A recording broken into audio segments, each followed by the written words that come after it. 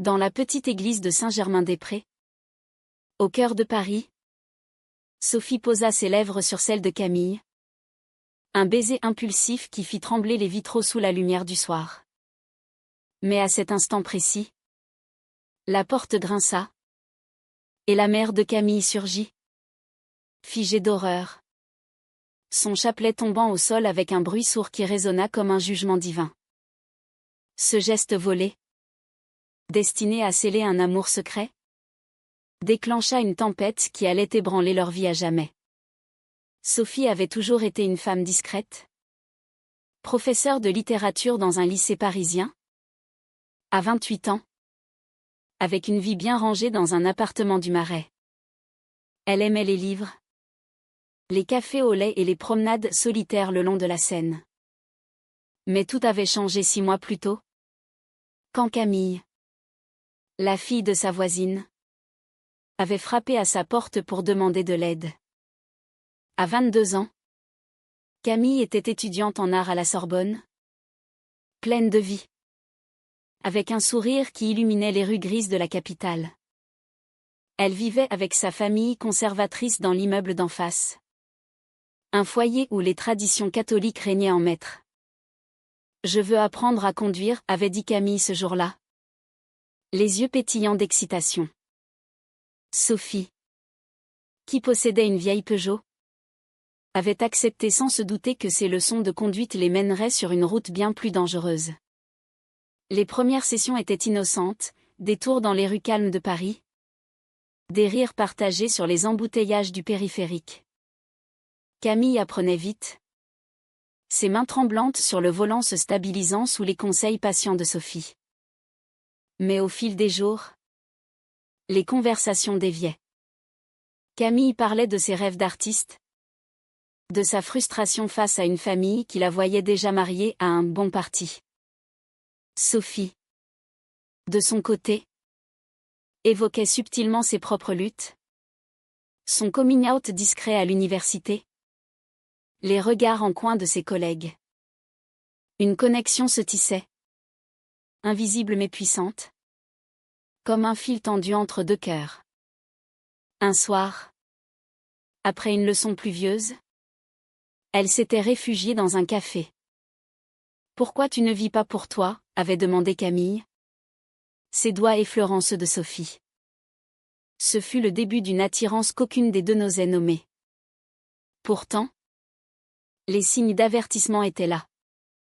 La mère de Camille, Madame Laurent, une femme pieuse de 50 ans, organisait des dîners familiaux où elle vantait les vertus du mariage traditionnel. Les temps modernes corrompent les âmes, disait-elle souvent, en jetant des regards suspicieux vers l'appartement de Sophie. Camille, piégée entre l'obéissance filiale et ses sentiments naissants, sentait la pression monter. Elle mentait sur ses sorties, prétextant des révisions à la bibliothèque. Sophie, elle, luttait contre sa conscience. Était-ce éthique d'approcher ainsi une jeune femme sous l'emprise familiale? Mais l'amour, ou du moins ce qui y ressemblait, balayait les doutes. Un jour, lors d'une pause au jardin du Luxembourg, Camille avait posé sa tête sur l'épaule de Sophie. « Avec toi, je me sens libre », murmura-t-elle. Sophie avait fermé les yeux, ignorant le prix à payer pour cette liberté. La tension s'intensifiait. Camille recevait des appels insistants de sa mère, qui la questionnait sur ses fréquentations. Cette voisine, elle est bizarre, avait dit Madame Laurent un soir au dîner. Le père de Camille, un avocat rigide, approuvait d'un hochement de tête. Camille défendait Sophie avec véhémence. Mais intérieurement, elle paniquait. Ses nuits étaient hantées par des rêves où elle choisissait entre sa famille et cet amour naissant. Sophie, de son côté, affrontait ses propres démons. Ses amis l'avertissaient, elle est jeune, influençable. Et si c'est juste une phase? Mais Sophie refusait d'écouter. convaincue que leur lien était authentique. Lors d'une leçon nocturne, sous les lumières de la tour Eiffel, Camille avait arrêté la voiture et tourné vers Sophie. « Je pense que je t'aime » avait-elle avoué. Les larmes aux yeux. Sophie avait répondu par un baiser chaste, mais passionné. C'était le point de non-retour. Bientôt, les mensonges s'accumulaient. Camille inventait des excuses pour passer plus de temps avec Sophie, annulant des repas familiaux. Madame Laurent sentait quelque chose de louche et commençait à surveiller sa fille. Un jour, elle trouva un message sur le téléphone de Camille. « Rendez-vous ce soir ? Je t'attends. » Signé S. La suspicion grandissait. Sophie, sentant le danger, proposa de ralentir. « On risque tout, dit-elle. » Mais Camille, rebelle pour la première fois, refusa. « Je ne veux plus me cacher. » Leur relation s'approfondissait, faite de promenades volées, de confidences chuchotées. Pourtant, chaque moment de joie était teinté d'angoisse. Camille luttait contre la culpabilité d'aller contre les valeurs inculquées par sa famille. Sophie, elle, revivait ses propres blessures passées, le rejet de ses parents quand elle avait annoncé son orientation. L'amour vaut-il la peine de tout perdre, se demandait-elle. La crise éclata un après-midi ensoleillé. Camille, après une dispute avec sa mère sur son avenir, courut chez Sophie. Elles décidèrent d'aller à l'église de Saint-Germain, un lieu symbolique pour Camille, élevée dans la foi. Là, dans la quiétude des bancs vides, Camille exprima ses doutes. « Ma famille me tuera si elle sait. » Sophie, pour la rassurer, l'embrassa. Mais le destin frappa. Madame Laurent, venue prier, entra à ce moment. Le choc fut immédiat. Elle hurla, attirant le prêtre et des paroissiens. Camille, paniquée, s'effondra en larmes. Sophie tenta de s'expliquer. Mais les mots restaient coincés. Madame Laurent traîna sa fille dehors, laissant Sophie seule face aux regards accusateurs. Ce baiser volé venait d'ouvrir les portes de l'enfer familial. De retour chez elle, Sophie s'effondra sur son canapé, le cœur battant. Que avait-elle fait? Était-ce de l'amour ou de l'égoïsme? Camille, enfermée dans sa chambre, affrontait l'interrogatoire de sa mère. « C'est une perversion. Comment as-tu pu » criait Madame Laurent. Le père, informé, appela un thérapeute pour guérir sa fille. Camille niait. Mais les preuves étaient là. Cette nuit-là, elle envoya un message à Sophie, « Je t'aime. Mais je ne sais pas quoi faire. » Sophie répondit, « On affrontera ça ensemble. » Mais au fond, elle doutait. La société française, malgré ses avancées, gardait des poches de conservatisme, surtout dans les familles traditionnelles. Les jours suivants furent un tourbillon d'émotions. Camille était privée de sortie. Son téléphone confisqué. Sophie, rongée par la culpabilité, envisagea de partir. Mais l'amour l'en empêchait. Les semaines qui suivirent le scandale à l'église furent un calvaire pour Camille. Confinée à la maison, elle subissait les sermons quotidiens de ses parents. Madame Laurent, les yeux rougis par les prières, invoquait la Bible pour condamner cette abomination. Le père, plus pragmatique, parlait de thérapie de conversion, une pratique illégale en France mais encore murmurée dans certains cercles. Camille, déchirée, oscillait entre rébellion et soumission. « Je ne suis pas malade » protestait-elle. Mais les doutes s'insinuaient, et si sa famille avait raison? Était-ce juste une confusion due à l'admiration pour Sophie? Ces nuits étaient peuplées de cauchemars où elle perdait tout, famille, amis, avenir. Sophie, de son côté, affrontait l'isolement. Ses collègues au lycée murmuraient dans les couloirs, les rumeurs ayant filtré via des connaissances communes. Elle a séduit la fille des voisins, chuchotait-il. Sophie se sentait jugée. Comme si son orientation la rendait coupable par défaut. Elle appelait des associations LGBT pour des conseils. Mais les réponses étaient claires, protégez-vous. Les familles peuvent être destructrices. Elle écrivait des lettres à Camille. Glissait discrètement sous la porte. Mais sans réponse. L'attente la consumait. Un soir, elle se confia à une amie proche. Marie. Qui l'avertit, tu joues avec le feu. Elle est jeune. Influencée par sa famille. Et si elle te trahit? Sophie balaya l'idée. Mais le doute persistait. Enfin, Camille réussit à s'échapper un après-midi. Prétextant un rendez-vous médical. Elles se retrouvèrent dans un parc discret de Montmartre. Camille était pâle. Amaigrie. Ils veulent m'envoyer chez une tante à la campagne, avoua-t-elle. Sophie la serra dans ses bras. Sentant la fragilité de leur lien. On peut partir ensemble, proposa-t-elle impulsivement. Mais Camille hésita, et ma vie? Mes études? La conversation tourna à l'affrontement. Camille accusait Sophie d'avoir précipité les choses avec ce baiser. Sophie se défendait, c'était mutuel. Pour la première fois, des fissures apparaissaient. Camille rentra chez elle, promettant de réfléchir. Mais ce soir-là, sous la pression parentale, elle commit une erreur, elle révéla des détails intimes sur Sophie. Espérant apaiser sa mère. C'est elle qui m'a embrassé en premier, mentit-elle légèrement. Madame Laurent, furieuse, décida d'agir. Le lendemain, Sophie reçut une visite inattendue, un avocat envoyé par les Laurent.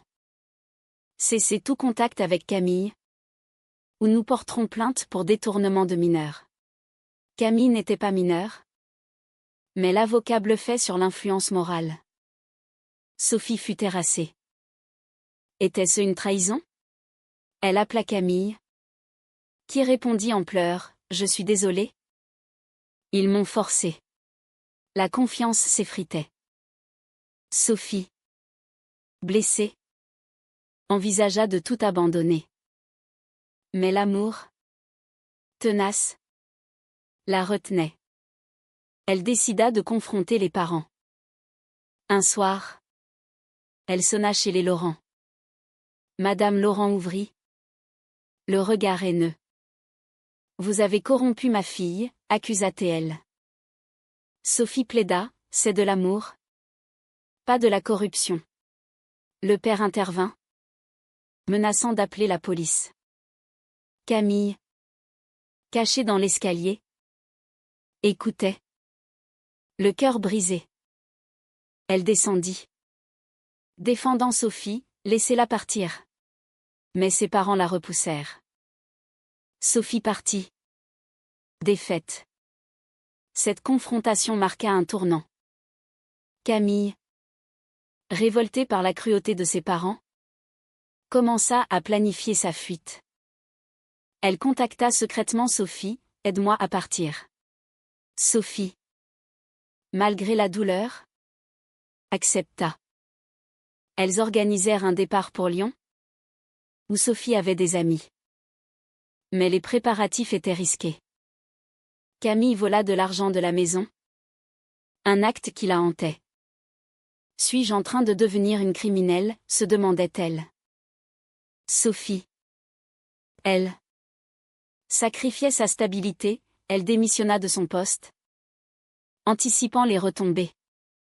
Ses parents, qu'elle n'avait pas vus depuis des années, apprirent la nouvelle et l'appelèrent. Tu vas tout gâcher pour une gamine? La pression sociale s'intensifiait. Des amis communs prenaient parti. Certains soutenant Sophie. D'autres la condamnant pour avoir profité de la jeunesse de Camille. Le jour du départ approchait. Camille, nerveuse, fit ses bagages en cachette. Mais un incident changea tout, elle surprit une conversation entre ses parents. Si elle part, on la déshérite, disait le père. Madame Laurent pleurait, c'est contre Dieu. Camille, touchée par la douleur de sa mère, hésita. Était-il juste de briser sa famille pour un amour? Elle annula le plan à la dernière minute. Envoyant un message à Sophie, je ne peux pas. Sophie, attendant à la gare, fut dévastée. La trahison la frappa comme un coup de poignard. Elle rentra seule, jurant de ne plus jamais faire confiance. Camille, restée, affronta une thérapie forcée, où le psychologue, complaisant, renforçait les préjugés familiaux. C'est une phase, disait-il. Camille se sentait piégée, regrettant son choix. Les mois passèrent dans une tension sourde. Sophie tenta de reconstruire sa vie, trouvant un nouveau travail à Bordeaux. Mais les souvenirs la hantaient. Camille, sous surveillance, excellait en apparence à la Sorbonne, mais intérieurement, elle dépérissait. Un jour, elle croisa Sophie par hasard lors d'une exposition d'art à Paris. Leurs regards se croisèrent, chargés d'émotion. « Pourquoi as-tu renoncé ?» murmura Sophie. Camille répondit, « Pour eux. » Mais je me suis perdue. Elles parlèrent des heures, ravivant la flamme. Camille décida alors de confronter sa famille une fois pour toutes. « Je suis lesbienne. Et j'aime Sophie, déclara-t-elle ce soir-là. Le chaos éclata, cris, larmes, menaces. Le père la chassa, ne reviens pas. Camille, sac à dos en main, courut chez Sophie. Mais Sophie, blessée par le passé, hésita à ouvrir. Comment te faire confiance, demanda-t-elle. Camille pleura, j'ai tout perdu pour toi. La porte s'ouvrit enfin. Et Camille entra dans l'appartement de Sophie. Tremblante, avec pour seul bagage les vêtements sur son dos. Cette nuit-là, elles parlèrent jusqu'à l'aube, déversant les rancœurs accumulées. Sophie avoua sa peur d'être à nouveau trahie, tu as choisi ta famille une fois. Camille, en larmes, expliqua, j'avais peur de les détruire. Mais maintenant, c'est moi qui suis détruite sans toi. Elles se réconcilièrent, mais la route était semée d'embûches. Camille, déshéritée, n'avait plus rien. Sophie l'hébergea. Mais les tensions sociales surgissaient. Les amis de Camille, influencés par les rumeurs familiales, la rejetaient. Tu as brisé tes parents, disait-il. Camille luttait contre la culpabilité, se demandant si son choix était égoïste. La société française, bien que progressiste avec le mariage pour tous, gardait des enclaves conservatrices. Dans leur quartier, les regards se faisaient hostiles. Un voisin, ami des Laurent, les harcela verbalement, vous devriez avoir honte. Sophie, forte, défendait leur couple. Mais intérieurement, elle craignait pour leur sécurité. Elles rejoignirent un groupe de soutien LGBT à Paris, où elles rencontrèrent d'autres couples affrontant des rejets familiaux. C'est courant, disait une animatrice. Mais le prix est haut. Camille, inspirée, commença à peindre des toiles exprimant ses tourments intérieurs, des couleurs sombres mêlées à des éclats de lumière, symbolisant leur amour contrarié. Sophie encourageait. Mais ses propres doutes persistaient. Et si on ne survit pas à ça? Les parents de Camille ne lâchaient pas. Madame Laurent envoya des lettres suppliantes. « Reviens.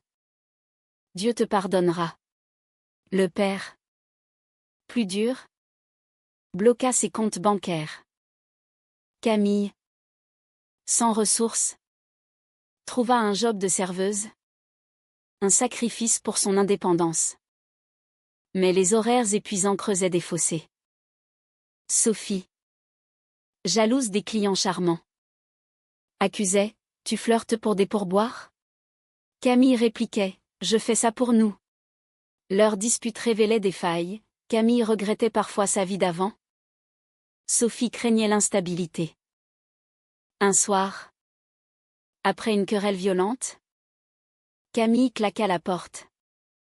Elle erra dans les rues de Paris, tentait de rentrer chez ses parents. Mais un appel de Sophie la ramena. « Ne me quitte pas. » La pression culmina lors d'une fête familiale des Laurent, à laquelle Camille fut invitée par une cousine compatissante. « Viens sans elle, » avait dit la cousine. Camille y alla seule, espérant une réconciliation. Mais sur place, l'ambiance était tendue. Madame Laurent la serra dans ses bras. « Abandonne cette folie. » Camille défendit son amour. Mais le père l'humilia devant tous. « Tu n'es plus ma fille. » Blessée, elle partit en larmes. Sophie l'attendait. Furieuse, « Pourquoi y es-tu allée ?» Camille avoua, « Pour voir si je pouvais les récupérer. » Cette révélation déclencha une crise de confiance. Sophie, sentant la trahison revenir, proposa une pause. Peut-être qu'on n'est pas faites l'une pour l'autre.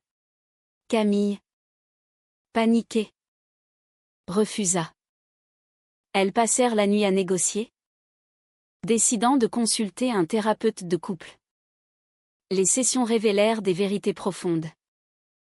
Le thérapeute, neutre, pointa les conflits, l'écart d'âge, les bagages familiaux, les attentes sociétales. Camille admit son ambivalence morale. « J'ai été élevée à croire que c'est mal. » Sophie confia ses insécurités. « J'ai peur d'être la mauvaise influence. » Elle travaillait dur, mais les progrès étaient lents. Entre-temps, Madame Laurent, rongée par le remords, contacta Sophie directement. « Laissez ma fille tranquille, » supplia-t-elle au téléphone. Sophie répondit calmement, « C'est elle qui choisit. » Cette conversation ébranla Madame Laurent, qui commença à douter de ses convictions. Elle lut des livres sur l'homosexualité, consultait un prêtre progressiste. Mais le père restait inflexible. Un incident dramatique accéléra les choses. Camille, épuisée par son travail, eut un accident mineur en rentrant tard. Un taxi la frôla. Hospitalisée pour observation, elle appela Sophie en premier. Mais les parents, informés par l'hôpital, arrivèrent avant. « On t'emmène à la maison, » dirent-ils. Camille refusa, exigeant Sophie. La confrontation à l'hôpital fut explosive, cris dans les couloirs. Infirmière intervenant. Sophie arriva, tenant la main de Camille sous les regards haineux. « C'est ma compagne, » déclara Camille fièrement. Les parents partirent, vaincus pour l'instant. Cet événement unit le couple, mais souligna le coup. Camille perdit tout contact avec sa famille. « Est-ce que ça en vaut la peine ?» se demanda-t-elle. Sophie, pour soutenir Camille, sacrifia une promotion professionnelle, préférant un poste flexible. Mais cela alimenta des ressentiments. « Tu fais tout pour moi. Et je te donne quoi ?» disait Camille. Leur relation, autrefois passionnée, devenait un combat quotidien contre les ombres du passé. Elle voyageait en province pour s'échapper, visitant la Loire. Mais même là, les préjugés surgissaient, un hôtel refusant discrètement une chambre double. Camille, révoltée, milita dans des associations, canalisant sa colère en action. Sophie admirait, mais craignait l'épuisement. On ne peut pas changer le monde seul. Les mois suivants virent une escalade des conflits. Madame Laurent, influencée par ses lectures, tenta une réconciliation secrète.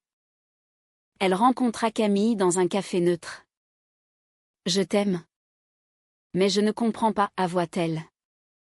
Camille, émue, pleura. « C'est qui je suis ?» Elles parlèrent des heures. Mais le père, apprenant cela, interdit tout contact. Il lança une campagne de diffamation, appels anonymes à l'employeur de Sophie, accusant de comportement immoral. Sophie perdit son job, forcée de déménager à Marseille pour un nouveau départ. Camille la suivit. Mais le déménagement fut un sacrifice, adieu aux amis, aux études inachevées. On recommence à zéro, dit Sophie. Mais Camille ruminait, tout ça à cause d'eux. À Marseille, elles trouvèrent un semblant de paix. Camille reprit ses études en ligne, peignant avec ferveur. Sophie enseigna dans un lycée ouvert d'esprit. Leur amour s'approfondit. Fait de routines tendres, promenades sur le vieux port, dîner aux chandelles. Mais les cicatrices persistaient. Camille recevait des messages sporadiques de sa mère, suppliant. « Ton père est malade ? Reviens. » Camille hésitait, déchirée entre loyauté et liberté. Sophie, jalouse de cette emprise, argumentait, « Il te manipule. » Une dispute éclata quand Camille envisagea une visite. « Si tu y vas, c'est fini » menaça Sophie. Camille partit quand même. Un acte de défiance. À Paris, elle trouva son père affaibli par un infarctus. Madame Laurent l'accueillit, il regrette. Mais le père, têtu, murmura, change. Et tu reviens. Camille, furieuse, repartit. Mais sur le chemin du retour, elle réfléchit, et si elle sacrifiait Sophie pour guérir sa famille ? Cette pensée la terrifia. À Marseille, Sophie l'attendait avec anxiété. « Que as-tu décidé ?» Camille mentit, « Rien. » Mais la tension montait. Sophie découvrit des messages cachés avec la mère. « Tu me trahis encore » accusa-t-elle. Camille se défendit, « C'est ma famille. » Leur relation vacilla, menacée par ses loyautés conflictuelles. Pour sauver leur couple, elles partirent en vacances en Provence. Là, dans les champs de lavande, elles se confrontèrent. Sophie avoua, « J'ai peur que tu me quittes pour eux. » Camille répondit, « J'ai déjà tout perdu pour toi. » Elles décidèrent d'un pacte, plus de secrets. Mais le destin testa leur résolution. Le père de Camille mourut subitement. Aux funérailles, Camille y alla seule, Sophie respectant la distance. Mais là, Madame Laurent, veuve éplorée, supplia, « Reste avec moi. » Camille, vulnérable, accepta de passer quelques jours. Sophie, seule à Marseille, paniqua. Elle va me laisser. Elle appela des amis pour du soutien. Mais les doutes l'assaillaient. Camille, chez sa mère, affronta les souvenirs. Madame Laurent, adoucie par le deuil, admit, « Peut-être que j'ai eu tort. » Elles parlèrent ouvertement de l'orientation de Camille. Pour la première fois, une lueur d'acceptation. Mais Camille pensa à Sophie. Isolée. Elle rentra. Mais avec une nouvelle, « Ma mère veut te rencontrer. » Sophie, méfiante, accepta. La rencontre fut tendue, Madame Laurent, à Marseille, offrit des excuses maladroites. Je veux comprendre. Sophie. Touchée. Pardonna partiellement. Mais le passé pesait. Camille. Médiatrice. Payait le prix, épuisement émotionnel. Pourtant. Une trahison finale surgit. Madame Laurent. Sous influence d'un prêtre conservateur.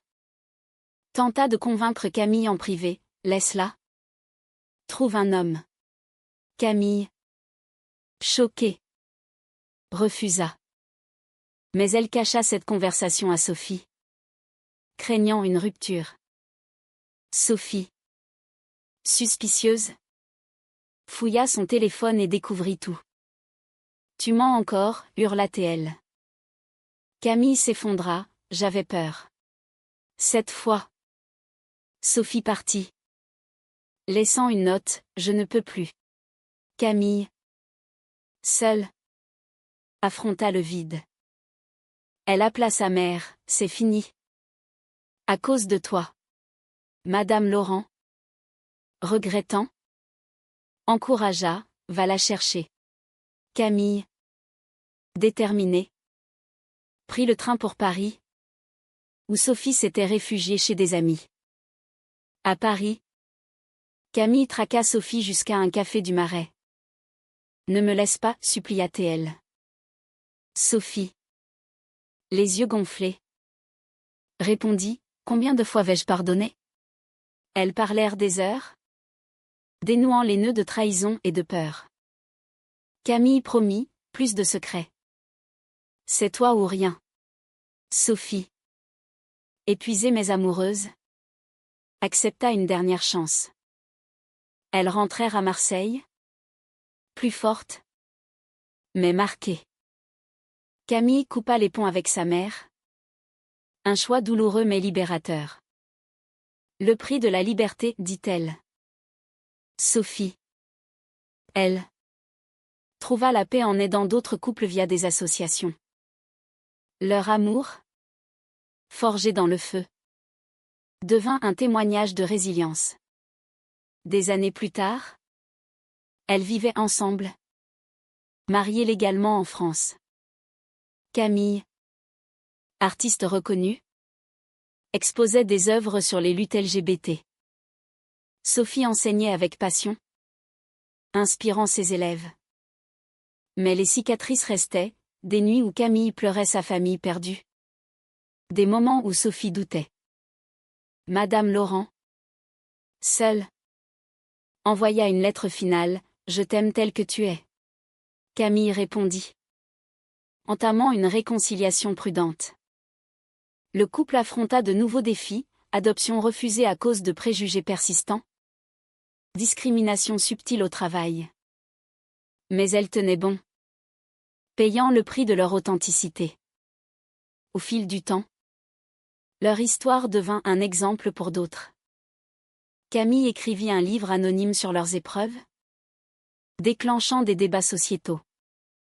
Sophie, fière, la soutenait.